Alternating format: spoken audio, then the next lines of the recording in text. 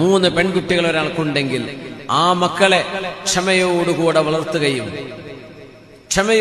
വളർത്തുകയും വഅത്അമഹുന്ന അവർക്ക് ഭക്ഷണം വാങ്ങിച്ചു കൊടുക്കുകയും വസഖാഹുന്ന അവർക്ക് കുടിക്കാൻ കൊടുക്കുകയും വകസാഹുന്ന മിൻ ജിദ്ദതിഹി തന്റെ ഹലാലായ സമ്പത്തിൽ നിന്ന് മിൻ ജിദ്ദതിഹി സമ്പത്തിൽ നിന്ന് ആ മക്കൾക്ക് വസ്ത്രം വാങ്ങിച്ചു കൊടുക്കുകയും ചെയ്താൽ കുന്ന ലഹു ഹിജാബൻ മിനൻ നാരി യൗമൽ ഖിയാമ അന്ത്യനാളിൽ ഈ മൂന്ന് മക്കളും പിതാവിന് നരകത്തിൽ നിന്ന് തടയാവുന്ന നരകത്തിൽ നിന്ന് മറയായി വരുമെന്ന് നബിയുനാ റസൂലുള്ളാഹി സ്വല്ലല്ലാഹു അലൈഹി വസല്ലം ഫസ്വബറ അലൈഹിന്ന പെൺകുട്ടികളെ കുറിച്ച് പറഞ്ഞെടുത്ത് നബി തങ്ങൾ പറയുന്നു ഫസ്വബറ അലൈഹിന്ന ആ പെൺകുട്ടികളുടെ വിഷയത്തിൽ ക്ഷമ പാലിച്ചു അവരെ വളർത്തുക. കാരണം വലിയ പ്രയാസമുള്ള സമയമാണ്. നമ്മുടെ കാലഘട്ടം ആലോചിച്ച് നോക്കൂ.